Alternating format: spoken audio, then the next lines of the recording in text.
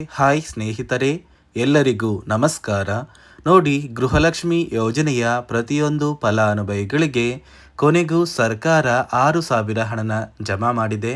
ಇಂದು ಭಾನುವಾರ ಫೆಬ್ರವರಿ 9 ಮತ್ತು ನಾಳೆ ಸೋಮವಾರ ಫೆಬ್ರವರಿ 10ರಿಂದ ಕರ್ನಾಟಕದ 29 ಜಿಲ್ಲೆಗಳ ಪ್ರತಿಯೊಂದು ಫಲಾನುಭವಿಗಳಿಗೆ ಸರ್ಕಾರ 6,000 ಹಣನ ಜಮಾ ಮಾಡಿದ್ದು, ಈ 6,000 ಹಣ ಸುಮಾರು 1 ಲಕ್ಷಕ್ಕಿಂತ ಹೆಚ್ಚು ಫಲಾನುಭವಿಗಳ ಬ್ಯಾಂಕ್ ಖಾತೆಗೆ ಸರ್ಕಾರ ಕ್ಯಾನ್ಸಲ್ ಮಾಡಿದೆ. ಹಾಗಾದರೆ ಯಾವ ಕಾರಣಕ್ಕೆ ಈ ಫಲಾನುಭವಿಗಳ ಬ್ಯಾಂಕ್ ಖಾತೆಗೆ ಹಣ ಜಮಾ ಆಗ್ತಾ ಇಲ್ಲ ಮತ್ತು ಸರ್ಕಾರದಿಂದ ಯಾವ ಜಿಲ್ಲೆಗಳಿಗೆ ಹಣ ಜಮಾ ಆಗ್ತಾ ಇದೆ ಅಂತ ನಾನು ನಿಮಗೆ ಈ ಒಂದು ವಿಡಿಯೋದಲ್ಲಿ ತಿಳಿಸ್ಕೊಡ್ತಾ ಇದ್ದೀನಿ. ಅದಕ್ಕಿಂತ ಮೊದಲು ನೋಡಿ ಸ್ನೇಹಿತರೆ, ವಿಡಿಯೋ ನೋಡ್ತಾ ಇರುವ ಪ್ರತಿಯೊಬ್ಬರ ಕೂಡ ಒಂದು ಚಿಕ್ಕ ರಿಕ್ವೆಸ್ಟ್ ಇದೆ. ನೀವೇನಾದ್ರೂ ಇನ್ನೂ ಕೂಡ ನನ್ನ ಚಾನಲ್ನ ಸಬ್ಸ್ಕ್ರೈಬ್ ಆಗಿಲ್ಲ ಅಂದರೆ ದಯವಿಟ್ಟು ಪ್ರತಿಯೊಬ್ಬರು ಚಾನಲ್ನ ಸಬ್ಸ್ಕ್ರೈಬ್ ಮಾಡ್ಕೊಳ್ಳಿ, ಹಾಗೆ ವಿಡಿಯೋಗೆ ಒಂದು ಲೈಕ್ನ ಕೊಡಿ. ಹೌದು ವೀಕ್ಷಕರೇ, ಗೃಹಲಕ್ಷ್ಮಿ ಯೋಜನೆಯ ಸಾಕಷ್ಟು ಫಲಾನುಭವಿಗಳು ಕಳೆದ 1 ತಿಂಗಳಿಂದ ನಿಮ್ಮ ಬ್ಯಾಂಕ್ ಖಾತೆಗೆ 16ನೇ ಕಂತಿನ ಹಣ ಜಮಾ ಆಗುತ್ತೆ ಅಂತ ಪ್ರತಿನಿತ್ಯವೂ ಕೂಡ ವೆಯ್ಟ್ ಮಾಡ್ತಾ ಇದ್ರಿ. ಆದರೆ ಇದೀಗ ಕೊನೆಗೂ ಸರ್ಕಾರದಿಂದ ನಿಮ್ಮ ಬ್ಯಾಂಕ್ ಖಾತೆಗೆ ಹಣನ ಜಮಾ ಮಾಡ್ತಾ ಇದ್ದಾರೆ. ಇಂದು ಭಾನುವಾರ ಫೆಬ್ರವರಿ 9 ಮತ್ತು ನಾಳೆ ಸೋಮವಾರ ಫೆಬ್ರವರಿ 10ರಿಂದ ಈ 2 ದಿನದಲ್ಲಿ ಪ್ರತಿಯೊಂದು ಫಲಾನುಭವಿಗಳ ಬ್ಯಾಂಕ್ ಖಾತೆಗೆ ಸರ್ಕಾರ ಗೃಹಲಕ್ಷ್ಮಿ ಯೋಜನೆಯ 16 ಮತ್ತು 17ನೇ ಕಂತಿನ 4,000 ಹಣ, ಇದರ ಜೊತೆ ಅನ್ನಭಾಗ್ಯ ಯೋಜನೆಯ ಪೆಂಡಿಂಗ್ ಇರುವಂತಹ ಕಳೆದ 5 ಕಂತಿನ 2,000 ಹಣ, ಒಟ್ಟಾರೆ ಪ್ರತಿಯೊಂದು ಫಲಾನುಭವಿಗಳ ಬ್ಯಾಂಕ್ ಖಾತೆಗೆ ಇಂದು ಭಾನುವಾರ ಫೆಬ್ರವರಿ 9 ಮತ್ತು ನಾಳೆ ಸೋಮವಾರ ಫೆಬ್ರವರಿ 10ರಿಂದ ಈ 2 ದಿನಗಳಲ್ಲಿ ಪ್ರತಿಯೊಂದು ಫಲಾನುಭವಿಗಳ ಬ್ಯಾಂಕ್ ಖಾತೆಗೆ 6,000 ಹಣ ಜಮಾ ಆಗ್ತಾ ಇದೆ. ಅದೇ ರೀತಿ ಹಣಕಾಸು ಇಲಾಖೆ ಸುಮಾರು 1 ಲಕ್ಷದ ಅಧಿಕ ಫಲಾನುಭವಿಗಳ ಬ್ಯಾಂಕ್ ಖಾತೆಗೆ ಈ 6,000 ಹಣನ ಕ್ಯಾನ್ಸಲ್ ಮಾಡಿದೆ. ಇತ್ತೀಚೆಗೆ ಜಾರಿಗೆ ಬಂದಿರುವ 5 ಹೊಸ ನಿಯಮದ ಆಧಾರದ ಮೇಲೆ ಪ್ರತಿಯೊಂದು ಫಲಾನುಭವಿಗಳಿಗೆ DBT ಮೂಲಕ ಹಣ ಜಮಾ ಆಗ್ತಾ ಇದೆ.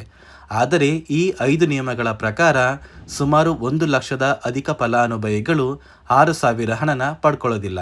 ಹಾಗಾದರೆ ಸರ್ಕಾರ ಜಾರಿಗೆ ತಂದಿರುವ ಆ ನಿಯಮಗಳು ಏನು ಅಂತ ಕೂಡ ತಿಳ್ಕೊಳ್ಳೋಣ.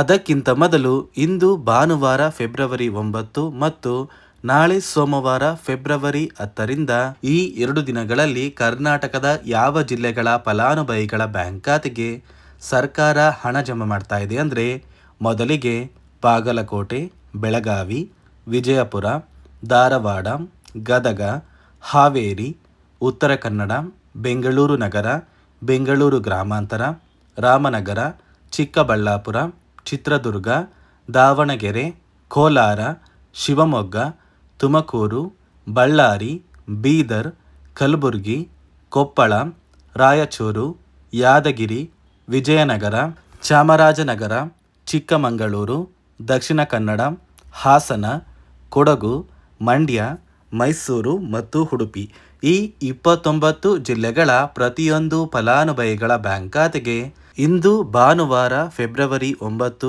ಮತ್ತು ನಾಳೆ ಸೋಮವಾರ ಫೆಬ್ರವರಿ 10ರಿಂದ ಗೃಹಲಕ್ಷ್ಮಿ ಯೋಜನೆಯ 2 ಕಂತಿನ 4,000 ಹಣ ಮತ್ತು ಅನ್ನಭಾಗ್ಯ ಯೋಜನೆಯ ಕಳೆದ 5 ಕಂತಿನ ಪೆಂಡಿಂಗ್ ಇರುವಂತಹ 2,000 ಹಣನ ಜಮಾ ಮಾಡ್ತಾ ಇದ್ದು, ಒಟ್ಟಾರೆ ಪ್ರತಿಯೊಂದು ಫಲಾನುಭವಿಗಳು ನಿಮ್ಮ ಬ್ಯಾಂಕ್ ಖಾತೆಗೆ 6,000 ಹಣನ ಪಡ್ಕೋತೀರಾ. ಒಂದು ವೇಳೆ ಇಂದು ಭಾನುವಾರ ನಿಮ್ಮ ಬ್ಯಾಂಕ್ ಖಾತೆಗೆ ಹಣ ಜಮಾ ಆಗಿಲ್ಲ ಅಂದ್ರೂ ಕೂಡ ಖಂಡಿತವಾಗಿ ಸೋಮವಾರದಿಂದ ಪ್ರತಿಯೊಂದು ಫಲಾನುಭವಿಗಳ ಬ್ಯಾಂಕ್ ಖಾತೆಗೆ ಸರ್ಕಾರ ಈ 6,000 ಹಣನ ಜಮಾ ಮಾಡೇ ಮಾಡುತ್ತೆ. ದಯವಿಟ್ಟು ಪ್ರತಿಯೊಂದು ಫಲಾನುಭವಿಗಳು ಕಳೆದ 1 ತಿಂಗಳಿಂದ ಈ ಒಂದು ಹಣಕ್ಕಾಗಿ ವೆಯ್ಟ್ ಮಾಡ್ತಾ ಇದ್ರಿ. ಇನ್ನೇನು ಫೆಬ್ರವರಿ 20ರಷ್ಟರಲ್ಲಿ ಪ್ರತಿಯೊಂದು ಫಲಾನುಭವಿಗಳು ನಿಮ್ಮ ಬ್ಯಾಂಕ್ ಖಾತೆಗೆ ಸೇರಬೇಕಾಗಿರುವ 6,000 ಹಣನ ಕೆಲವೇ ದಿನಗಳಲ್ಲಿ ನೀವು ನಿಮ್ಮ ಬ್ಯಾಂಕ್ ಖಾತೆಗೆ ಪಡ್ಕೋತೀರಾ. ಅದೇ ರೀತಿ ಸುಮಾರು 1,23,000 ಫಲಾನುಭವಿಗಳ ಬ್ಯಾಂಕ್ ಖಾತೆಗೆ ಸರ್ಕಾರ ಈ ಬಾರಿ ಈ 6,000 ಹಣನ ಜಮಾ ಮಾಡ್ತಾ ಇಲ್ಲ. ಸರ್ಕಾರ ಗೃಹಲಕ್ಷ್ಮಿ ಯೋಜನೆಯ 16ನೇ ಕಂತಿನ ಹಣಕ್ಕಾಗಿ ಪ್ರತಿಯೊಂದು ಫಲಾನುಭವಿಗಳ ಒಂದು ದಾಖಲಾತಿಗಳನ್ನ ಮರು ಪರಿಶೀಲನೆ ಮಾಡುವಂತಹ ಸಂದರ್ಭದಲ್ಲಿ ಸಾಕಷ್ಟು ಫಲಾನುಭವಿಗಳಿಗೆ ಸರ್ಕಾರ ಇತ್ತೀಚೆಗೆ ಜಾರಿಗೆ ತಂದಿರುವ 5 ಹೊಸ ನಿಯಮದ ಆಧಾರದ ಮೇಲೆ ಅವರ ಬ್ಯಾಂಕ್ ಖಾತೆಗೆ ಯಾವುದೇ ರೀತಿಯ ಗೃಹಲಕ್ಷ್ಮಿ ಯೋಜನೆಯ ಹಣನ ಜಮಾ ಮಾಡೋದಕ್ಕೆ ಆಗೋದಿಲ್ಲ ಅಂತ ತಿಳಿದು ಬಂದಿದ್ದು, ಸುಮಾರು 1,23,000 ಫಲಾನುಭವಿಗಳ ಒಂದು ಗೃಹಲಕ್ಷ್ಮಿ ಯೋಜನೆಯ ಹಣ ಸರ್ಕಾರ ಕ್ಯಾನ್ಸಲ್ ಮಾಡಿದೆ. ಹಾಗಾದರೆ ಬನ್ನಿ ಸ್ನೇಹಿತರೆ, ಸರ್ಕಾರ ಜಾರಿಗೆ ತಂದಿರುವ 5 ಹೊಸ ನಿಯಮಗಳು ಏನು ಅಂತ ನಾನು ನಿಮಗೆ ತಿಳಿಸ್ಕೊಡ್ತಾ ಇದ್ದೀನಿ. ನೋಡಿ ಸ್ನೇಹಿತರೆ, ಮೊದಲನೆಯ ಒಂದು ನಿಯಮ ಬಂದು ಗೃಹಲಕ್ಷ್ಮಿ ಯೋಜನೆಯ ಪ್ರತಿಯೊಂದು ಫಲಾನುಭವಿಗಳು ಯಾರೆಲ್ಲ ಇದ್ದೀರಾ, ನಿಮ್ಮ ಮನೆಯ ಪ್ರತಿಯೊಂದು ಸದಸ್ಯರ ಆಧಾರ್ ಕಾರ್ಡ್ನ ನಿಮ್ಮ ಬಳಿ ಇರುವಂತಹ ಒಂದು ರೇಷನ್ ಕಾರ್ಡಿಗೆ ಕಡ್ಡಾಯವಾಗಿ ಲಿಂಕ್ ಮಾಡಿಸ್ಬೇಕು. ಈ ಒಂದು ನಿಮ್ಮ ಆಧಾರ್ ಕಾರ್ಡ್ನ ಲಿಂಕ್ ಮಾಡಿಸೋದಕ್ಕೆ KYC ಅಂತ ಕರೀತಾರೆ. ಸಾಕಷ್ಟು ಫಲಾನುಭವಿಗಳ ಒಂದು ರೇಷನ್ ಕಾರ್ಡಿಗೆ KYC ಪೆಂಡಿಂಗ್ ಇದೆ. ಅದೇ ಒಂದು ಕಾರಣಕ್ಕೆ ಸರ್ಕಾರ ಈ ಬಾರಿ ಈ 5 ಹೊಸ ನಿಯಮಗಳನ್ನ ಜಾರಿಗೆ ತಂದಿದೆ.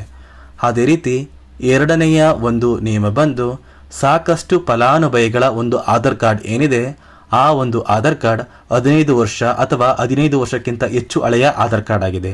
ಈ ಒಂದು ಫಲಾನುಭವಿಗಳು ಅವರ ಆಧಾರ್ ಕಾರ್ಡ್ಗೆ ಯಾವುದೇ ರೀತಿಯ ತಿದ್ದುಪಡಿ ಕೂಡ ಮಾಡಿಸಿಲ್ಲ ಮತ್ತು ಯಾವುದೇ ರೀತಿಯ ಒಂದು ಅಪ್ಡೇಟ್ನ ಕೂಡ ಮಾಡಿಸಿಲ್ಲ. ಅದೇ ಒಂದು ಕಾರಣಕ್ಕೆ ನಿಮ್ಮ ಆಧಾರ್ ಕಾರ್ಡ್ನ ನೀವು ತಿದ್ದುಪಡಿ ಮಾಡಿಸಿಲ್ಲ ಅಂದರೆ ನಿಮ್ಮ ಬ್ಯಾಂಕ್ ಖಾತೆಗೆ 2,000 ಹಣ ಜಮಾ ಆಗ್ತಾ ಇಲ್ಲ. ಮತ್ತೆ ಸ್ನೇಹಿತರೆ, ಸರ್ಕಾರ 16ನೇ ಕಂತಿನ ಹಣನ ಜಮಾ ಮಾಡುವ ಮುಂಚೆ ಪ್ರತಿಯೊಂದು ಫಲಾನುಭವಿಗಳ ಒಂದು ದಾಖಲಾತಿಗಳನ್ನ ಮರುಪರಿಶೀಲನೆ ಮಾಡಿದ್ದಾರೆ. ಈ ಒಂದು ಸಂದರ್ಭದಲ್ಲಿ ಫಲಾನುಭವಿಗಳು ಸರ್ಕಾರಕ್ಕೆ ತೆರಿಗೆನ ಕಟ್ತಾ ಇರೋದು ತಿಳಿದು ಬಂದಿದೆ.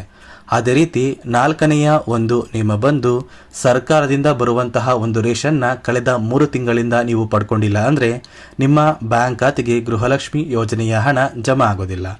ಮತ್ತೆ ಸ್ನೇಹಿತರೆ, 5ನೆಯ ಒಂದು ನಿಯಮ ಬಂದು ನಿಮ್ಮ ಒಂದು ವಾರ್ಷಿಕ ಆದಾಯ 7 ಲಕ್ಷಕ್ಕಿಂತ ಕಡಿಮೆ ಇರಬೇಕು.